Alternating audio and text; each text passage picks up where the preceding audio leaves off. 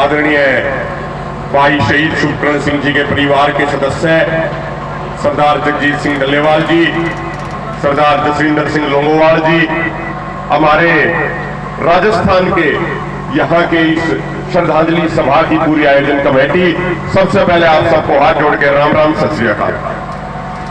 मेरे किसान भाइयों, कुछ लोग जो सरकारी चमचे हैं, वो सरकारी चमचे और सरकारी मीडिया, गोदी मीडिया पिछले कई दिनों से ये दुष्प्रचार करने में लगी हुई है कि आंदोलन कमजोर हो गया, आंदोलन खत्म हो गया। मैं उन तमाम लोगों को एक बात कहना चाहता हूं, आज इस राजस्थान की धरती से उस गोदी मीडिया को ये ललकारना चाहते हैं कि एक बार आके इस रतनपुरा के जी पे श्रद्धांजलि सभा को अपने कैमरों में कैद कर लीजिए, आपको पता लग जाएगा कि ये आंदोलन कम नहीं हो रहा, ये आंदोलन दिन प्रतिदिन लगातार बढ़ता जा रहा है। और यदि भारतीय जनता पार्टी की सरकार ने हमारी मांगों को पूरा नहीं किया तो इस भारतीय जनता पार्टी को सत्ता से ये किसान बेदखल भी करेगा। मेरे भाइयों, नौजवान साथियों, आज आपने इतनी बड़ी संख्या में अपने ट्रैक्टरों के साथ, कंबाइनों के साथ यहां पे पहुंच के ये दिखा दिया और भाई शुभकरण सिंह के परिवार को ये एहसास करा दिया कि भाई शुभकरण सिंह अकेला बठिंडा जिले का नहीं, अकेला पंजाब का नहीं, बल्कि पूरे भारत के किसानों का शहीद है। और उसने जो कुर्बानी दी है वो अपने किसी निजी स्वार्थ के लिए कुर्बानी नहीं दी, उसने कुर्बानी इसलिए दी है ताकि देश के हर किसान के लिए एमएसपी का गारंटी कानून बन सके। उन्होंने कुर्बानी इसलिए दी है कि देश के सभी किसानों और मजदूरों का कर्ज माफ हो सके। उन्होंने कुर्बानी इसलिए दी है ताकि पूरे देश के किसानों को स्वामीनाथन आयोग के फार्मूले के अनुसार फसलों का रेट मिल सके। मेरे भाइयों, जो भाई शुभकरण सिंह ने पूरे देश के किसानों के लिए कुर्बानी दी है, तो हम पूरे देश के किसानों की भी जिम्मेदारी बनती है कि हम भाई शुभकरण सिंह को सच्ची श्रद्धांजलि दें। और जिस विचार के लिए, जिस सोच के लिए उन्होंने अपनी शहादत दी, उस सोच को और उस विचार की मजबूती से हमें पहरेदारी करनी है।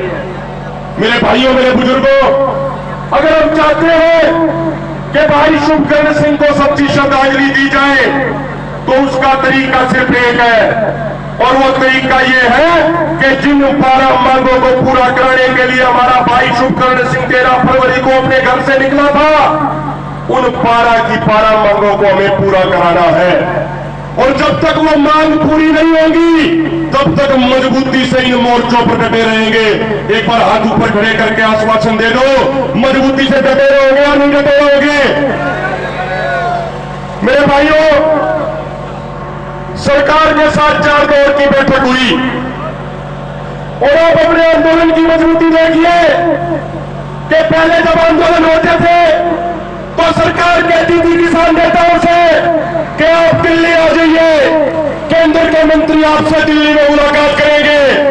पहले आप लोगों के प्रतिनिधियों को, आप लोगों के नुमाइंदों को दिल्ली जाना पड़ा करता। लेकिन अब की बार आप सबकी ताकत यह है कि आपके नुमाइंदे दिल्ली नहीं गए, बल्कि दिल्ली सरकार के नुमाइंदे चंडीगढ़ आपसे बात करने के लिए आए। मेरे भाइयों, 4 दौर की बैठकें हुई। सरकार ने कहा कि गेहूं और धान के अलावा हम 5 और फसलों को 5 सालों के लिए एमएसपी पर खरीदने की बात करते हैं। उन्होंने कहा कि हम मक्का खरीद लेंगे, नरमा खरीद लेंगे, अरहर खरीद लेंगे, उड़द खरीद लेंगे, मसूर खरीद लेंगे। हमने उनको कहा, हमारे दोनों फोरमों ने कहा कि हम इस बात पे सहमत नहीं है, क्योंकि ये बात 5, 8 या 10 फसलों की नहीं है। ये बात पूरे देश के किसानों के लिए 23 की 23 फसलें एमएसपी पर खरीदने की बात है। हमने सरकार से एक बात पूछी कि सरकार एक तरफ कहती है कि स्वदेशी बनाना है, सरकार कहती है कि बाहर से कुछ चीज नहीं मंगवाएंगे, आत्मनिर्भर भारत बनाएंगे, मेक इन इंडिया का नारा सरकार देती है। लेकिन हमने उनसे पूछा, माननीय मंत्री पीयूष गोयल जी, आप प्रधानमंत्री मोदी जी से ये पूछ के बताइए कि एक तरफ आप आत्मनिर्भर भारत का नारा देते हो और दूसरी तरफ बड़े बड़े कॉर्पोरेट घरानों को खुश करने के लिए आप मलेशिया और इंडोनेशिया से 1,41,000 करोड़ का पाम ऑयल बाहर से मंगवाते हो। मेरे भाइयों, वो 1,41,000 करोड़ का पाम ऑयल बाहर से इसलिए मंगवाया जाता है क्योंकि जो मोदी जी के मित्र बड़े बड़े कॉर्पोरेट घराने हैं, ये उस पाम ऑयल के सबसे बड़े इंपोर्टर हैं और 1 लीटर पाम ऑयल पे इनको 10 रुपए की दलाली बचती है। तो उन कॉर्पोरेट घरानों की जेब भरने के लिए मुल्क के किसानों का गला काटा जा रहा है। हमने उनको कहा कि आप 1,41,000 करोड़ का पाम ऑयल बाहर से मंगवाना बंद कीजिए, आप 1 लाख करोड़ की दाल बाहर से मंगवानी बंद कीजिए। आप भारत के किसानों को कहिए कि भाई आप ये फसल पैदा कीजिए और सरकार फसल को एमएसपी पर खरीदने की गारंटी देती है। आप एक बार इस देश के किसान को कह के देखिए, ये देश का किसान ने इतनी मेहनत करी है, इस देश के किसान ने अनाज के भंडार भरे हैं। एक बार आप कह के देखिए, दुनिया में ऐसी कोई फसल नहीं है जिस फसल को भारत का किसान उगा न पाए।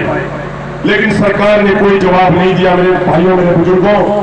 उसके बाद सरकार की तरफ से कुछ अधिकारी, उनके कुछ दूत ये बात लेके आए, उन्होंने कहा कि 5 से बढ़ा के 9 फसलें कर देंगे, इन 5 फसलों में बाजरा, सरसों, सूरजमुखी, तोरियां और जोड़ देंगे।